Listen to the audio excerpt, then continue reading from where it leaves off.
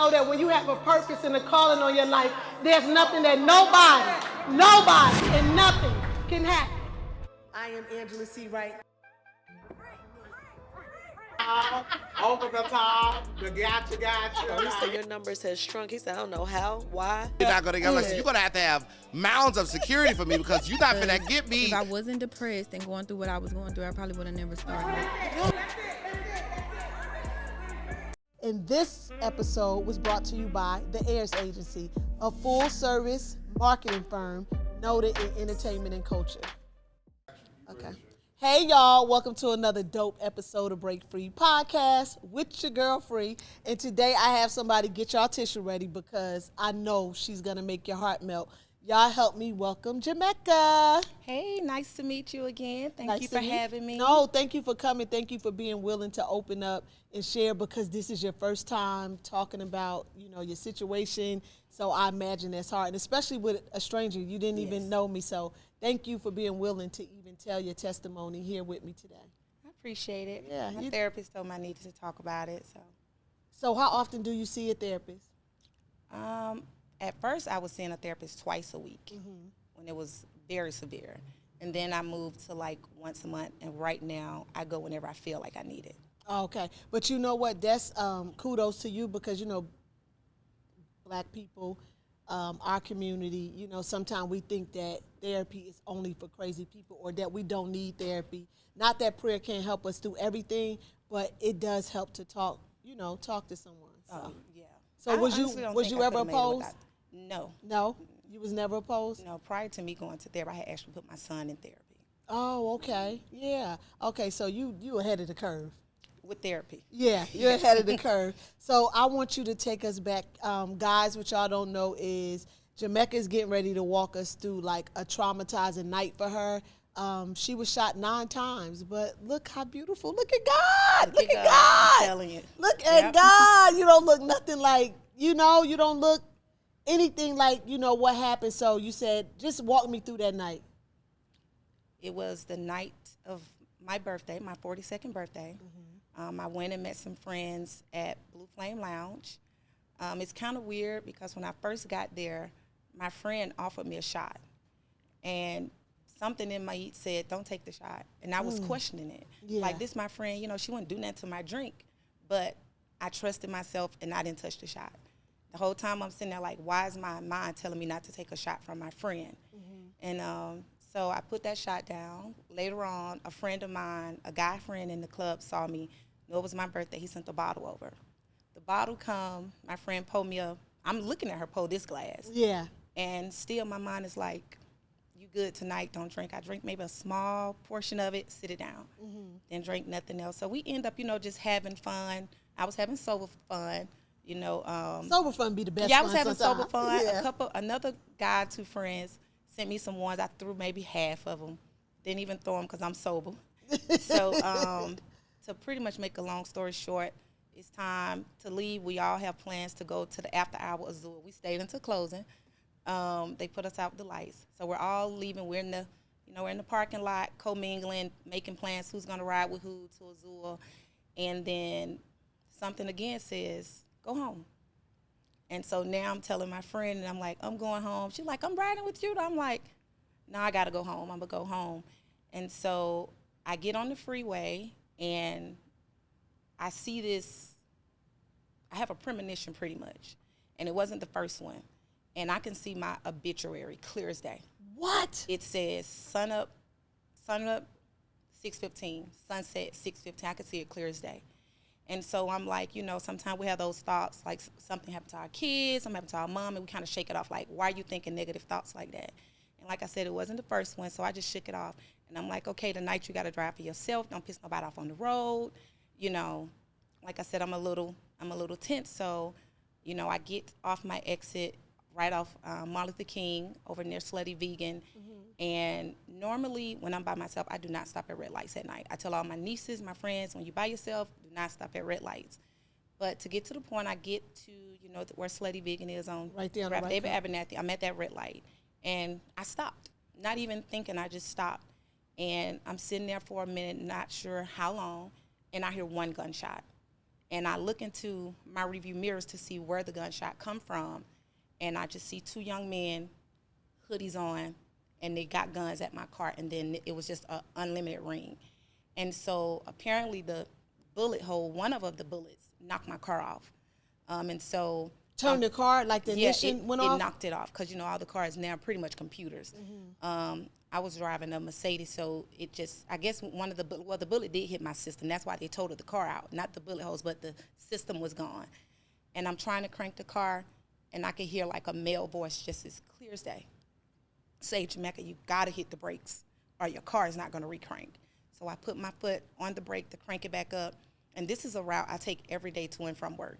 And in my mind, I'm like, you know this road. Duck underneath and drive it blind. So I go under my steering wheel, I get the car, and I just go blindly. And when something say get up, I get up. I'm right at the Kroger, if you know where I'm talking about. And I hurry up and just turn to the left. That's the last destination, direction I remember. And then I'm driving, and I'm going to my mom's house. I don't know why, but my mom is just a straight arrow, straight down Rev David Abernathy. And so I'm like, if I go to my mom's house, and I thought about it, maybe about 2 months ago, someone had got shot that we grew up with, and he went to my mom's house, and it devastated her.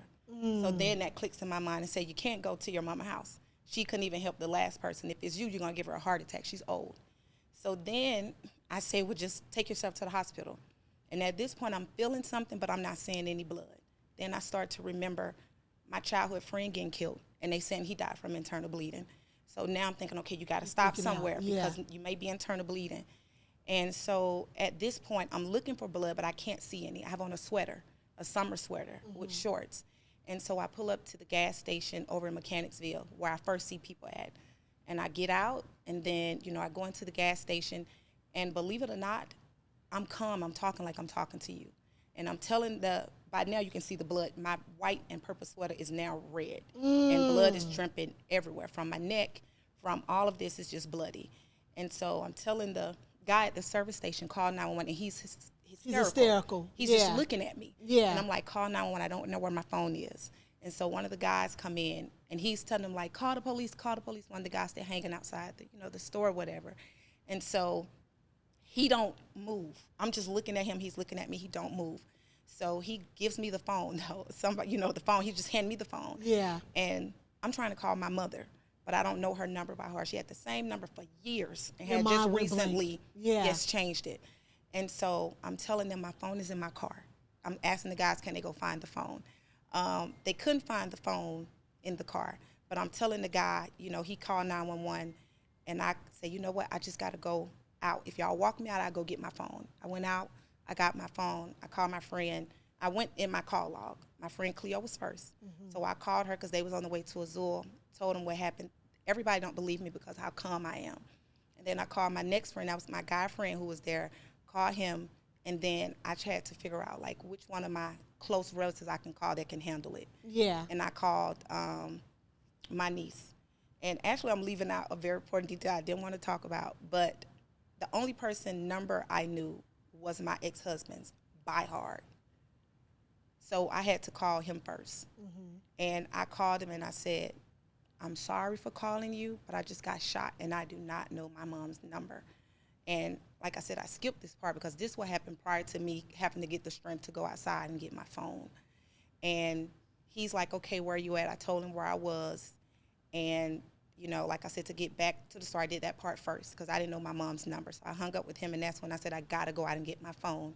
So I called my niece, the ambulance, of course, everybody come by now. And when they came, by the time they get there, my friends are there, but I can't see them. I'm in the ambulance. Yeah. And he's taking my vitals, and he keeps saying her vitals are fine. And so the other, person inside the ambulance is like, it's no way possible. Check them again. And so they check him again, and he's like, no, her vitals are normal. So, of course, they rush me to the hospital, and I get there, and they're seeing holes right here in my neck, in my shoulders, in my back. I still have a bullet inside of my shoulder that they didn't want to go in and get out of my bone. So I end up being shot a total of 9 times.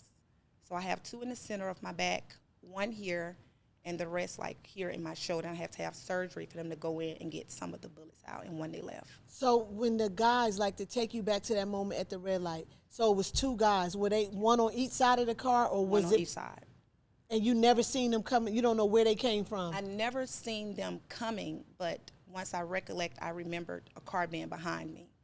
And so I assumed that they came behind me, but once I saw my police report, it said that because a young lady actually saw them get out the car, put their hoodies on, and walk up to the car and start shooting.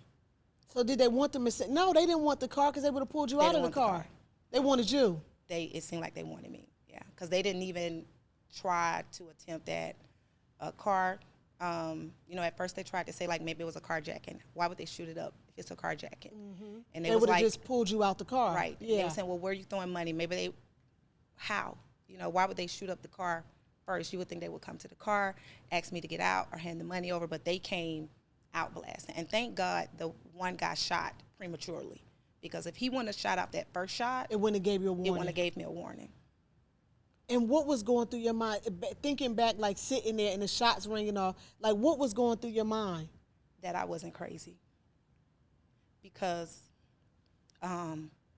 maybe like 2 weeks before my birthday, I'm sitting in my bathroom. My shower was running, I'm brushing my teeth, and I have a premonition so clear it just startles me. I'm standing and I can just see myself clear as day. Two guys in hoodies come up, shoot me, one stand over me, and they say, "That's for you know who." So at clear as day, I called my friend because I was like, do I tell somebody this story? Don't I tell somebody? Are they gonna think I'm delusional, just depressed? So I called, well, actually my friend so happened called me. And I probably wouldn't even told nobody if she hadn't called me. She called me, and I was like, girl, I just had a vision that, he tried to have me killed. But the guy stood over me, and it was like I didn't die, or whatever. And once I was, just able to consciously think about it, I kept thinking, like, you wasn't crazy. Just kept saying it over and over in my head, because I had been battling with, you losing your mind. You're depressed from going through all this divorce stuff. You're kind of afraid because it's a high asset divorce. And I just remember saying, like, you wasn't crazy. And it just was kind of like a relief at the same time. And I think that's what had me so calm, honestly, because even, when I talked to my friend, she was like, Mac, I thought you was joking. You were so calm. When I talked back to my male friend, he was like, you were just so calm. God sent them angels over you. Yes. God sent them angels over you. To even think about how you was saying you were so calm even inside the gas station, and how you was able, even in the midst of chaos, how you heard something tell you, just duck down, you know your way, just drive blind. You get what I'm saying? Like, that had to be the angels, like, covering you. Because in my head, I literally take that street every day to work and from work. In my mom said, Jamaica, the road is straight. Just go straight. If you ever ride down it, you see it's just like this. You curve, and then you curve, and then you curve. I was under the steering wheel and just straight. And what was crazy is I kept my wig. When I went back to see my car, it had hair all over it. Hair was everywhere. And I'm like, it looked like somebody cut my hair. So when I got home, something said, go look at that wig. Because even when I was in the hospital, my sister was joking. She was like, girl, you stretched your wig out. The hair was coming out. It never thought of me to look and see if one of those bullets went through my hair. And it did. It did, in 2 places. My hair is cut like an inch off in one of the places at the top of my head, and it went through like right here. Looked like some scissors cut it. No glasses in my car. Not one of my windows busted due to the tint. It was shot up massively, but not one broke my window. And when you said that he, in the premonition that you had, and was like, who is he? I don't really want to put on, who is he, only because of defamation of character. I don't want to, to come into for access, anything like that. But, I was going through like a really ugly divorce, high access. And when it happened, everybody, of course, accused the person, said it was the person, even some of their friends. But that's not something that I can say. That's not something that I know for sure. I just know, God what gave I you the saw. warning. I know how I felt. Yeah. And what was crazy is I told my baby that it happened with a car accident. And he came to see me. And when he left, he texted me and he said, Mom, I'm waiting for you to tell me what really happened. How old was he when you told him that? He was 10. You wanted to shield him. Yes. Yeah. That's what mothers do. Yeah. But he knew, like, it wasn't True, what you true. was telling It wasn't him. a car accident. Yeah. Wow. Yeah. And leading up to it, you were saying that you was depressed. So you just thought, like, you was delusional when you seen the premonition. Yeah, it was so bad. My mom came to my house maybe 2 weeks before my birthday, and my house was a mess. And now, you don't seem like you keep a messy house. yeah. though. So now I really don't. Yeah. You may get a little junky in there, but far from it. And my mom came over and she said, Jamaica, I'm gonna come help you clean your house before your birthday. You know, she didn't want to just say like something's going on, but she was like, I'm gonna come and help you clean it up before your birthday. And I was like, okay. So when I was going through it, when I got the premonition was maybe a couple of days after my mom told me that. I cleaned my house from top to bottom in it maybe I would say 4 hours max. I wouldn't leave a cup of water on the counter. I wouldn't leave a hanger on the floor. I put all of my documents inside of my drawer. I put on a piece of, a nice letter I wrote that I wanted my sister to raise my son and not to let, my ex-husband, take him. All of this was already ready. It was so bad. I was just telling my friend that it's kind of funny, but it's probably a little TMI, but I didn't even want my underclothes to be dirty because I felt like when they come, they got to go through all of my stuff. Yeah. So I was washing literally every day because I wanted my house to be in order. And in the hospital, right before, maybe like a day before they're getting ready to release me, because we realized I was so well, I looked just like this. My wig was a little raggedy. Everybody was shocked. Like I was able to sit up and talk to you, like I'm talking to, I was able to talk to everybody else. And so my mom said, I got to go and get your house clean. I said, my house looked like the Ritz-Carlton. My mama said, it ain't no way. I said, yes. I said, I felt it. I knew something was about to happen. I just didn't know I was going to make it. So I was preparing. I said, if you go to my house, you're going to find all of my insurance information and my will that I handwritten to what I wanted to happen. And, my friend is looking like, really? Yeah. So you were prepared. I was prepared. I felt it, and it was on me very heavy. Had you, before that day, had you ever, had God ever gave you a vision or a premonition, had you ever seen anything prior, but before it happened? That situation taught me the difference between fear thoughts, and those are the thoughts where I'll think of something happening to my baby and I shake it off. Yeah. Or I'll think just random, like I get a call, my mom have cancer, and I shake it off like, what's going on with you? Is you crazy? Why are you thinking those thoughts?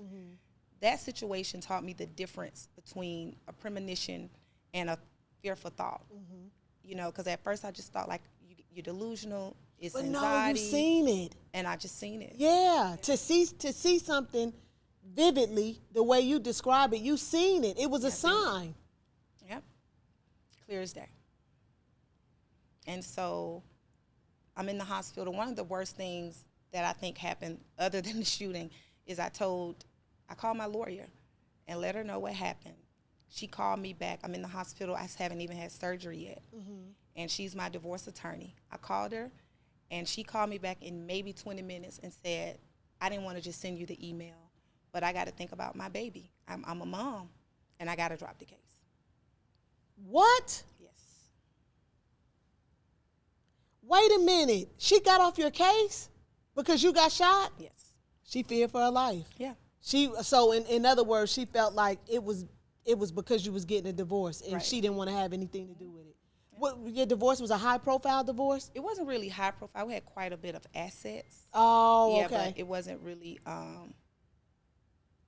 like a high profile. Well, maybe in the neighborhood. Yeah, but like in the hood. Yeah, in the yeah. hood it was, yeah. yeah, but not, anything like that. So, yeah, she dropped off immediately. She was like, I didn't want to just send you an email, and you open it up, but I got to drop it. And, at first I didn't understand it, but then I had to realize, okay, you're a mom, you're scared. This is what you're feeling that happened. And I had to, pretty much respect it.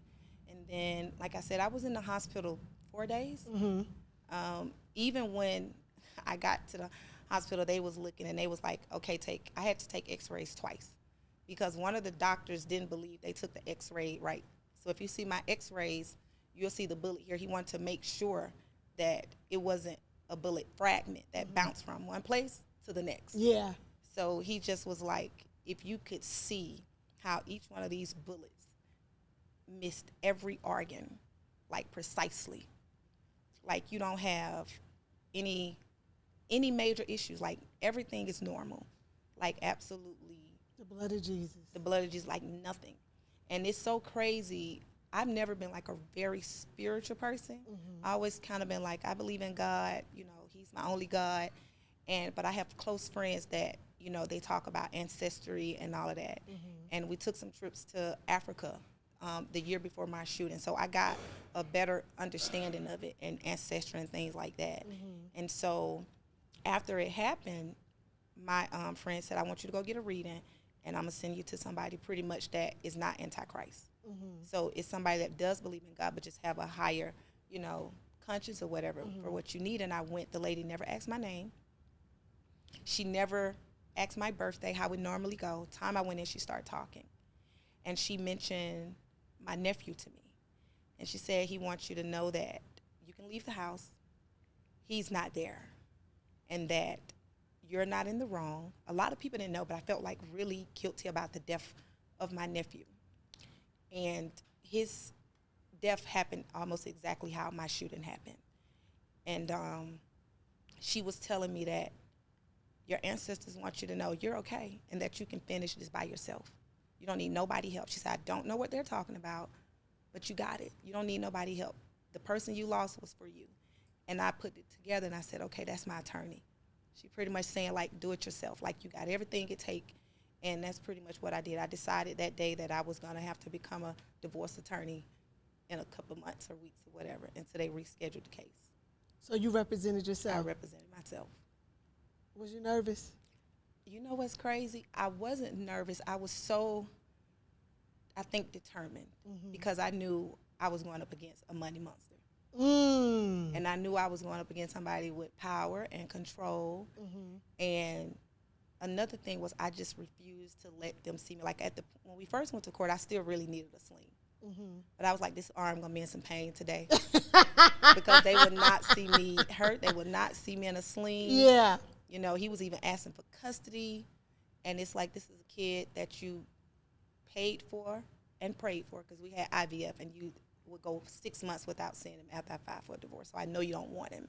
You know, you just hurting me. You. Yeah. Yeah, but I went in and I won. God sent them angels again. Yep, sent them again. I went in there and I won.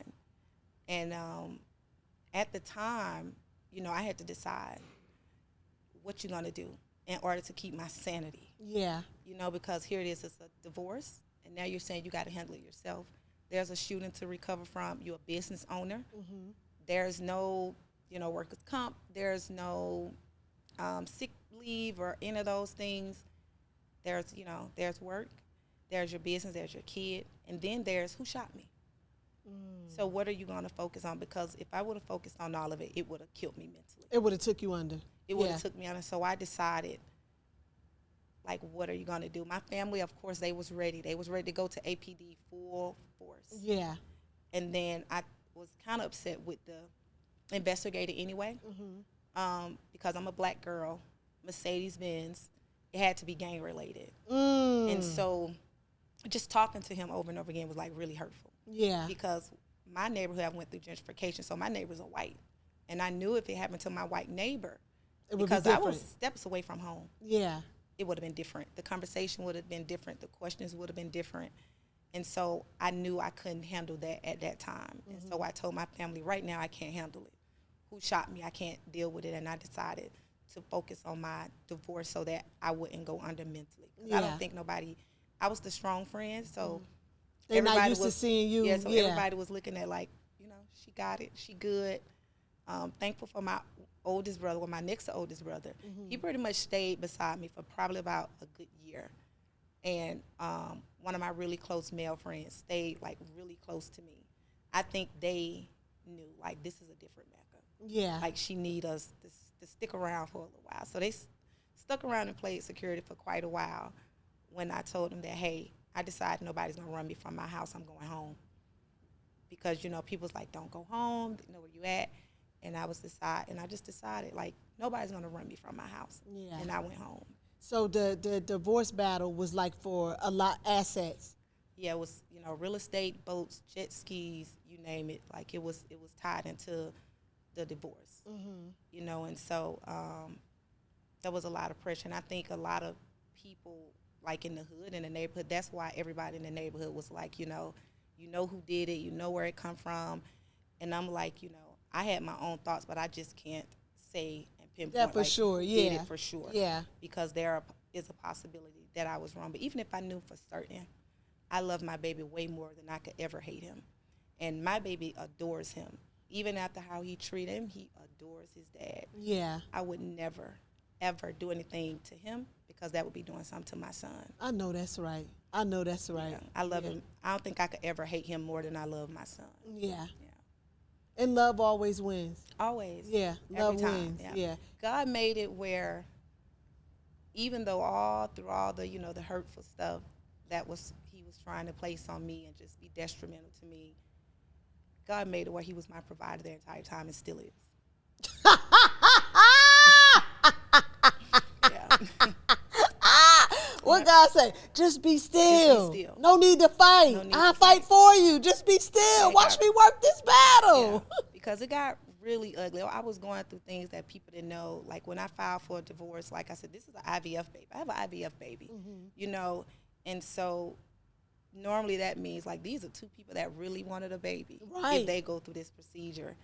And like I said, when I filed for divorce, he didn't see my kid for like 4 months. And like I said, he adores him. 4 or 5 months. And then when he finally did, 2 of the girls that I knew he was dating during the marriage, he got them together. They both became sister wives and got my son. And my son was in counseling, therapy. When I told you, I decided to put him in therapy because I saw what Dad not being around was doing to him. Right. He was becoming a completely different kid. And it was, sometimes, just to be honest, black moms, it's kind of like we don't understand. There's no patience. And I just had to stop and say, Mecca, you know how you feel. Even though you walked away from the marriage, you know how it's breaking you. And you've been with the man for 15 years. That's maybe 75% of your life. This baby have been with him his entire life. And now he's gone. He's not at his beck and call. You can't touch him and can't feel him every single day. So he's hurting way worse than you are. And when I realized that, I put him into therapy. And so when he finally came and got him, like I said, his 4 or 5 months have passed. He have his sister wives, as they was calling themselves, together. And I picks my baby up, he get in the car, and he say, Mom, I think I was just with my dad, 2 girlfriends the whole weekend. And I park my car, and I go into this house like Tasmanian devil. I'm talking about stuff I should have no power to pick up. Yeah. Fully glass tables, solid glass in the air. And when I left there, my mom said, you let him win. You did exactly what he wanted you to do. Don't give him that power. And in that moment I said, I'm going to fight my battle a little bit different. And that's what I did. Yep. And so even to this day, he is still my provider. I haven't went back to work. I haven't worked now, 18 months. But he have taken care of me pretty well ever since. Pause right there. We paused. We was at, how many minutes we had? Oh, we was at 30? Okay. Oh, okay. All right, yeah. That example of the Bible when God talks about taking care of you. You get what I'm saying? In spite of, like, he'll prepare a table in the presence of your enemies. Yes. You literally are. God has made a way, and even still, throughout all you had to endure, He's covered you. He's kept you. Yes. It don't look like don't look nothing like one bullet hit you, let alone 9. And life has continued to go on for you, and you're able to raise your son in a loving home. You're able to still live the lifestyle that you had prior to the divorce. So you could just say, baby, you winning. Yeah. Yeah, but prior to, what was your life like before the turmoil? Like, what was your relationship like then, or what did you do prior to? Prior to, I was a microblading artist. I love microblading. I had been doing microblading for 7 years. I trained with Sierra. I was her first student. Oh, really? Sierra, yep. I was Sierra Gates' first student to train me and I think one more person. And after that, I just took off with it. I trained in the Bahamas. I went to Canada, New York, everywhere. Me and my baby was everywhere just training with microblading. So life was pretty good. I was actually getting ready to have my birthday class. That Tuesday after my birthday would have been my birthday class. Every year I gave a birthday class. And so I had been doing that, like I said, about 8 years. About 8 years prior to that. Yep. Oh, wow. And so you've always been an entrepreneur, or? No, I had been an entrepreneur probably about 15 years, but prior to that, I worked at Atlanta Police Department. Girl, you was the po-po. Eventually, they end up, saying that I was giving out inside information. But yep, I worked at Atlanta Police Department in the fleet area. I'm sorry. Okay, in the fleet areas, like the cars and everything? Yeah, that's where you give out like all the cars, anything fleet, helicopters, the motorcycles, confiscated vehicles. If your vehicle was confiscated, unfortunately, I did the process. but yep, so all the vehicles, that's where it was. Okay, so had to what come made you through me. leave APD? Like, why did you leave and start being an entrepreneur? Well, what happened was I was working there, and a situation happened. They came to me and my ex-husband's house. We wasn't married at the time. And when I tell you everybody showed up from the FBI, ATF, if you name the alphabet, they was there. But unfortunately for them, when they got there, was nothing there. Not even, like I said, an ounce of weed was there. Yeah. So APD is upset. The feds are upset. The feds are saying we don't want our name on it. We don't want any of our officers, our agents' name on it. We want to act like we wasn't even here today. Yeah. So I remember sitting there in handcuffs, and the federal officer comes and take me out. He's like, she's not arrested. She haven't done anything wrong. All of the, the big boys, the big names, they leave. APD is still there. They call someone on the phone. I don't know what they was talking about because one of them stepped out. He comes back in and he says, well, they want you arrested. And, he say, if you tell us where his stash house is, Dunny's stash house is, we'll let you go. But if not, we're going to put you on the news and your face will be on the news for the next 5 days until you decide to tell us what we want. And I'm telling like, I don't know. I don't know what you're talking about. I don't have anything, to tell you. So you got to do what you got to do. And they did exactly that. They took me to Rice Street. It's maybe 20 ladies in front of me. They booked me before them because, they're trying to apply pressure. Yeah. They booked me and put me on an orange suit, I know, in less than 20 minutes. Wow. 20 minutes flat, and this is Rice Street. So that takes days to get people processed. And so they're moving. I still remember the girls are just going off. Like, why is she, in front? And they just going off. And I'm thinking to myself, I don't want this. This orange suit, baby, you can have it. Yeah. And so, we're in there, and this overnight, they didn't let me sign my own bond as typical, with such a small charge, because they end up arresting me for hindering apprehension of a felon because he was wanted and obstruction of an officer. Didn't give me a bond, made me go through the whole booking process. I remember laying there looking up at the ceiling, and this girl says, "Hey, shawty, you on the news." And I'm like, I know she's not telling me, "Nash, you on the news. Shawty, you on the news."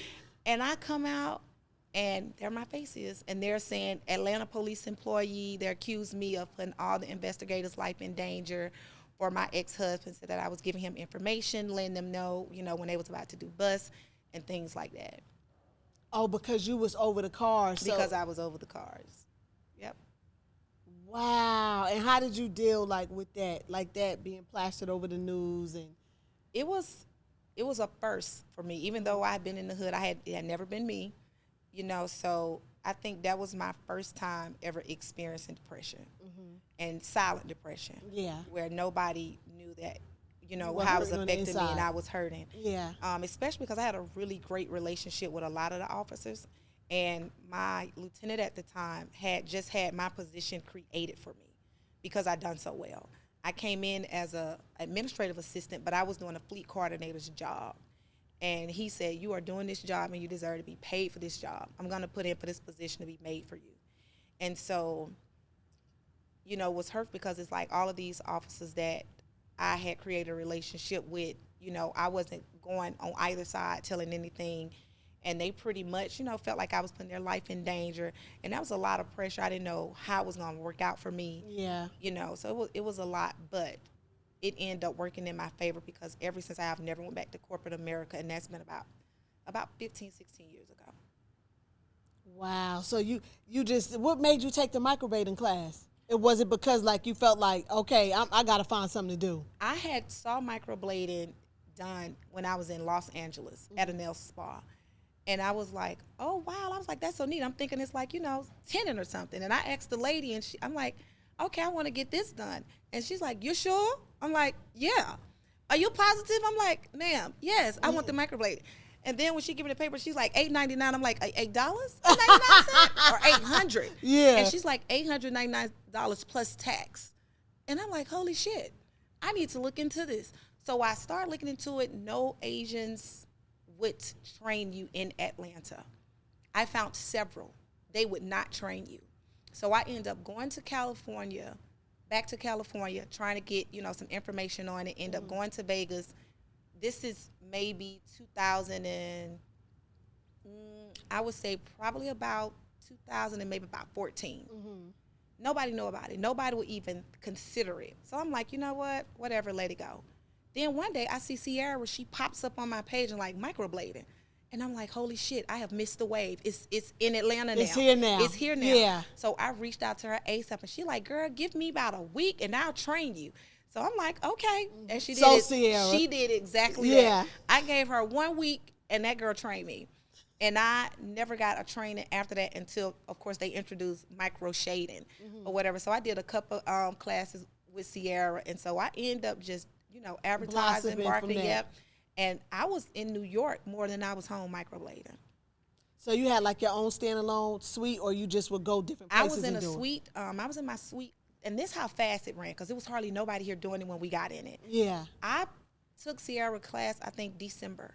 I opened up my shop February, and I didn't close it till almost 7.5 years later, because I ended up keeping my shop probably about 6 months. I paid for it after the shooting, but even once my arm was well enough, I didn't really want to admit it. I kept blaming it on my arm, Yeah. but I was just terrified to let the world know where I was at every moment, because, of course, if I'm there, that means where I am. And so still to this day, I don't think I'm ready to be somewhere stagnant and somebody can say her office hours are, or she's traveling here for this. So Do you feel like you walk in a fear? not so much now. At first I did. Like, it took a minute for me to ride down that street. It took a minute, which was one of the saddest parts, for me to hang in like parks, with young guys. And I've never like feared the hood. I can go back to the hood and sing Kumbaya, Yeah. because I never really left.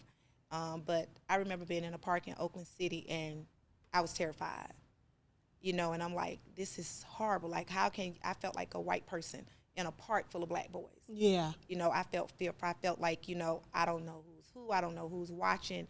And so I would say I can't even tell that lie, because I still haven't been in a park full of young black men since. Like an event where I went to one with my friend, and I didn't speak to her for a minute because I sat in the car the whole time, and I wasn't driving my car.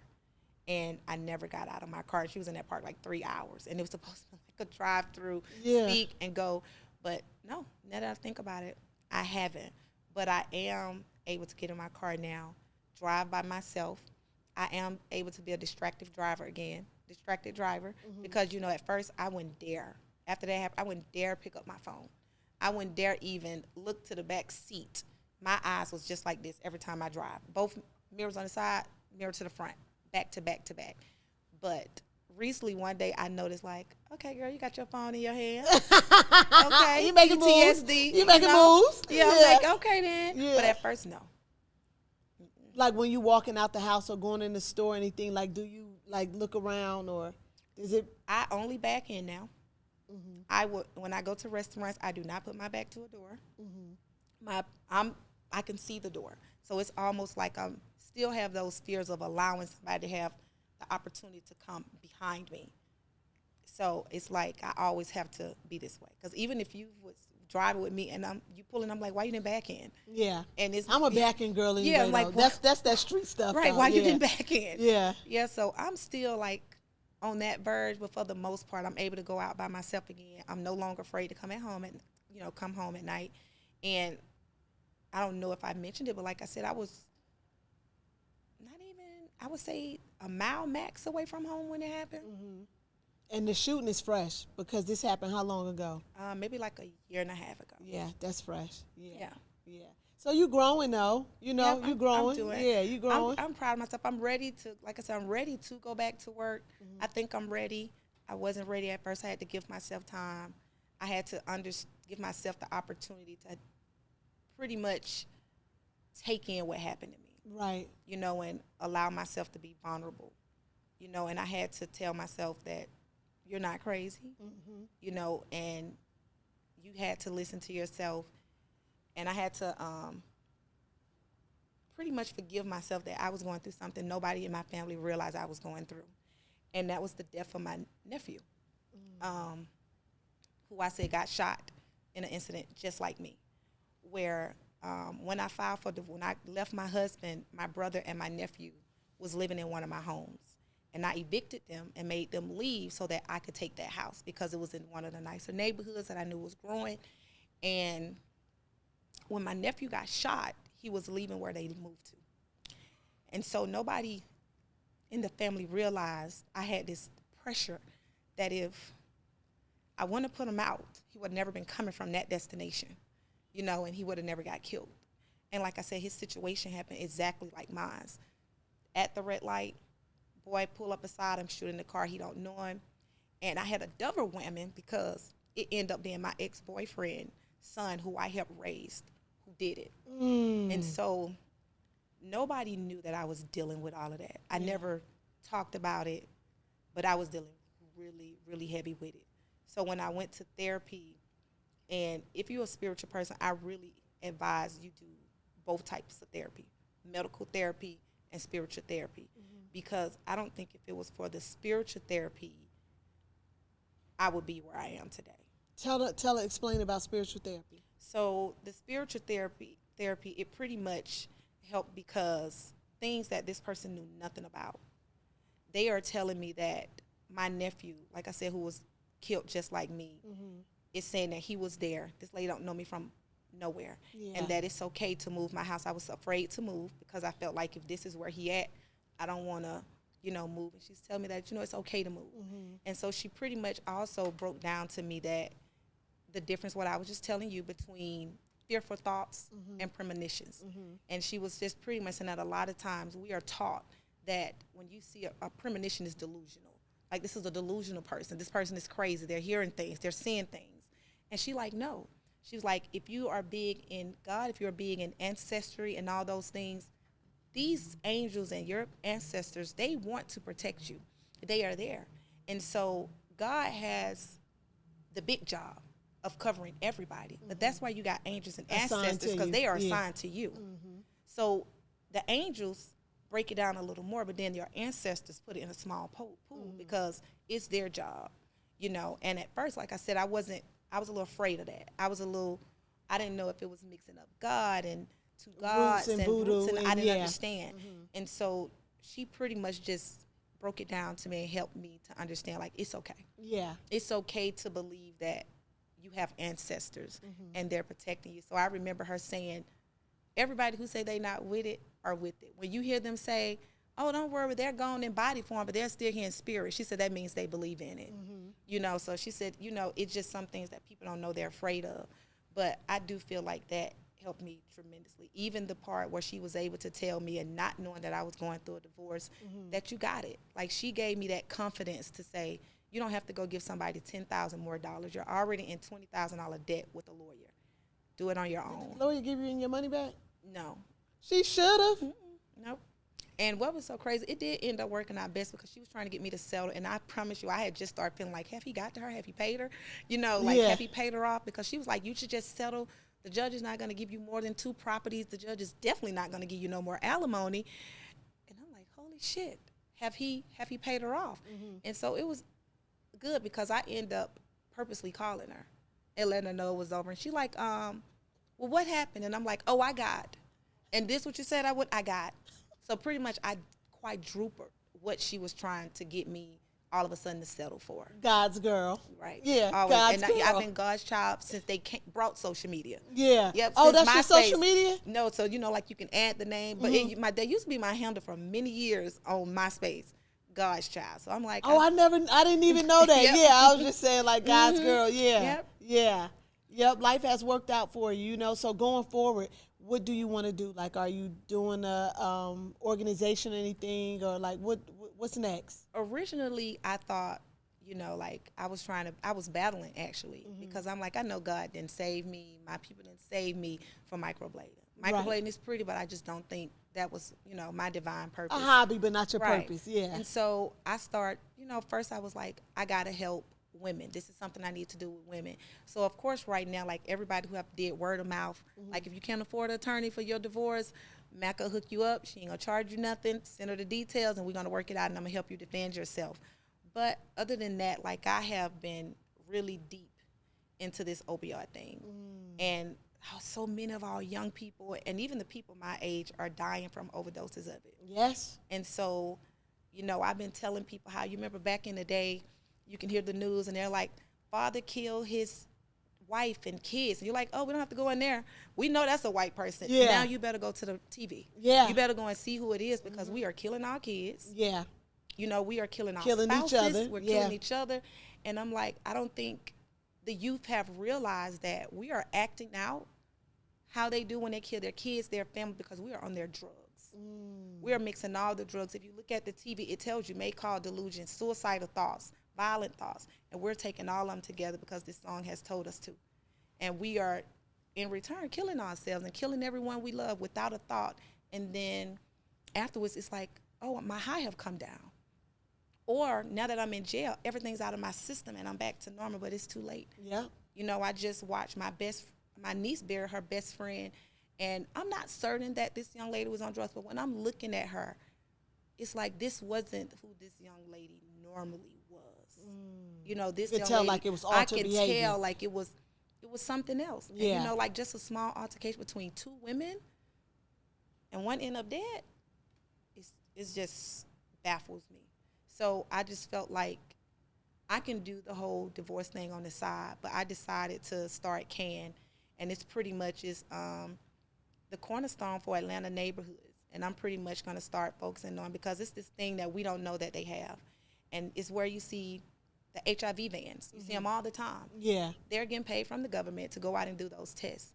But in the neighborhoods where the upper richer, they have these same vans, but they are to come and see if your heroin is real, if your drugs have fentanyl in it, and they give you free, you know, Narcans and stuff. Yeah. And we don't have it in the neighborhoods. So right now, that's what I'm trying to do with CAN. I'm trying to bring it to where I can bring this stuff to the neighborhood. Stop saying trying. I am going to bring it to the neighborhood. I'm going to bring it to the neighborhood. And I feel like I can do it because a lot of times they see somebody else coming to the neighborhood and it's like, I don't trust it. Yeah. And so I feel like if they see me, they know I walk like them, talk like them. I am them. Yeah. We from the same place. And you've been through there. And I've been through there. They're going to gravitate to shot 9 times. Bins. You know, kids gravitate to that type of thing. So they're going to gravitate to you. Yeah. So CAN is going to be big. Yes. Yeah. I can, like you said, I can do it. I'm going to do it. Yeah, you can, of course. Yep. You should, first of all, girl, you got out that car, walked in that gas station with 9 bullets in you. You won your divorce. How could you not see you can do anything you want to do? Anything you want to do, you can do it. You God's child, girl. You protected. Period. Yeah, you protected. Yeah. Guess what? Sometimes all God is waiting on us is to just take that step, right? It's just to take that step. Take that step and get off the porch. And when you get off the porch, it's time. Like back in the day, how they say, hop off the porch. Yeah. You're going to take off running. Yeah. So before you leave, you have to tell me, this is Break Free Podcast. Tell me something that you feel like you're in bondage to and need to break free from. PTSD. Well noted. Yeah. PTSD. And I think this was a huge step, and I thank you. And the man over there in the corner, I really do thank you, because I have been told, like, you got to talk about it. And I have been afraid, and he's somebody that I trust. And I was like, this would be the perfect time for me to get it. And I know it's a lot of questions. A lot of people wanted to know, and I just let a lot of the rumors just fly. I never just broke down and said, no, this is what happened. This is how it happened. So that was a big load off today. Glory so to I really God. appreciate yeah. you. And you know what? Before, when Bob was saying it, he didn't really go into detail, like him and Jamisha. They book people, you know, and then they might just tell me something. So I was like, Bob, what she got? So what are we gonna talk about? You know, I was like, Bobby, I'm nervous. She ain't called me. Like, what am I supposed to talk about? And then I'm looking on the calendar. I even called Jamisha. I'm like, Jamisha, It says Jamaica and Jamaica. Is it just the same person or what's going on? But she broke it down. But I'm glad you came, and I'm glad it flowed well, it flowed easy. I was so nervous. That's why I keep moving my hands. I'm like, because you learn that, and therapists like, do this or do this, and it comes. Yeah, so, yeah. Yeah, but you did good. If you was nervous, you couldn't tell. I was very nervous. Yeah, you couldn't tell that you was nervous. So I thank you, and I look forward. It's anything I can do. I have a nonprofit, Chance to Change, and it's for children whose parents are incarcerated. But if you have an event with Can and you want me to come out or anything, or maybe we can go to the school together, because I think you have a lot to offer about just young women. Being in relationships, I think there's something there for you to do. It is a lot. Yeah. We didn't tap in. That's a whole, Lord, that's a whole. Especially when we in relationships and, we in love and then we live in a good lifestyle. Don't really want to get a lifestyle up. Sometimes we'll take things that we should not take when we know it's time to walk away. So I think I think God has so much invested in you that you need to. Because I should have left that marriage a long time ago. But like you said, almost like the Beyonce syndrome. She gonna be rocking chinchilla coats. I let you go. I be dead. So it's like, nah, she can rock them. She can have them. So young lady, let her rock that chinchilla coat and you be stress free. Yeah, because I always say we don't realize how much we take for things. And that's all it is. It's things, and not all men, I'm not bashing men, but, sometimes when a man see that he has a carrot that he dangles over your head, he'll use it to the point you got to be like, you know what, dude, I don't care. Bye. I'm leaving. When I left my marriage, we was getting ready to build our dream home, 10,000 square foot home. And I never forget, I'm sitting on that land and I'm like, this is going to be one miserable big ass house. And I walked away from it. And I think, he thought she ain't leaving this. Yeah. She ain't leaving these boats and these jet skis and being able to go to the lake in no $5,000 a night houses and all of that.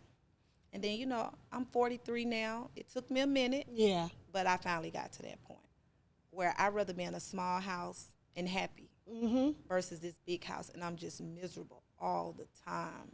I'm glad because I know we said we was getting ready to end, but I just got to get it out. It's a lot of women, especially, want to keep up with an image on social media, but are so painstaking miserable. I'm not doing it. I tell a dude quick, look, if I slept on a twin size bed, iron bed with a mattress this thick, boy, you think I care about? Man, I'll leave you in a heartbeat and go to my mother's house if I had to. But we have to, like you said, you have to get to that point. And everybody can't get to that point. And that was one of the things that I knew I was about to walk away from.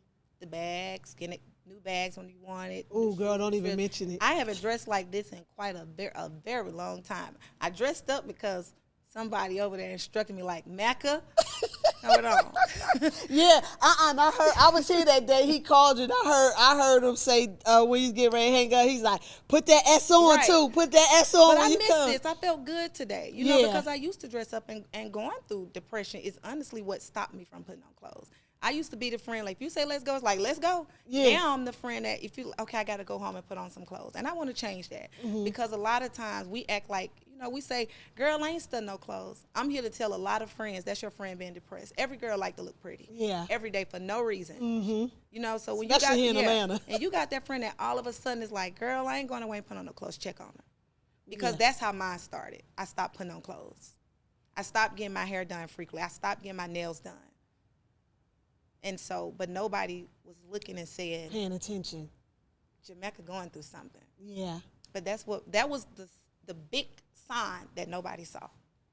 And during that stage when you was battling depression, how did you really realize, I'm depressed? I got to get out of this slump. One day, one of my really, really close friends, he was like, this is a male friend, and I just says now, I call him Punesta. He was like, you ain't never got on no clothes no more. Every time I call you, we can't even go to Pearls because you don't got on no clothes. Yeah.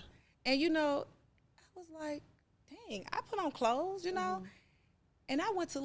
never forget, I grabbed my phone because I'm trying to defend myself. Yeah. Not telling him, and I'm hair standing, Not just on top of my head, but I gonna just wash it, blow dry it, throw it on something. Every picture with my baby, and it's like my baby look nice, but I just look like I'm busy, I'm working. And then I even started looking at my pictures going to work, where I used to would dress up going to work and look nice. I'm in scrubs. Not today, baby. She's back. So I was like, it felt good, you know, Yeah. to put on some clothes. And I promised myself that this year, like I'm gonna start putting on clothes again. That not saving your cute outfit. And that's another thing, ladies. Stop saving your outfit for a date. Because even when I did wear clothes, you know, I'd be like, I put it on, I'd be like, oh no, I'm gonna save It's this. too cute. I'm gonna This save too it. cute. I'm gonna Yeah, save this. yeah. I'm like, no, don't save it. Just put it on. Go into the grocery store. Yeah, go to the grocery Yeah, store. I'm glad you came, and I'm Me glad that too. it helped. This was Yeah, nice. yeah, it really was. Thank you so much again for coming, you. and I'm just grateful that I met you. I'm happy that I met you. You have Yeah, great energy about Thank you too. you. I was scared that I was like, I hope she have good energy. I'm a guy's girl too. I'm a Yes. guy's girl too. Yeah, and I'm a girl. Like I'm a girl's girl. You know what I mean? Like I've always been the woman, the chick that like to see other chicks that's like bad, that's Right. like doing their thing. You know what I mean? Exactly. It makes me happy. Like, oh, she look cute, or she got such and such. You That's know, me. I've never been a Yep. hater. Yeah, I don't know how to hate. I wasn't raised like Period. that. Yeah. Well, guys, there you have it. You see, we didn't even want the interview to end. And remember, it's always delusion until you see it happen. I'll see you next time. And this episode was brought to you by the Heirs Agency, a full-service marketing firm noted in entertainment and culture.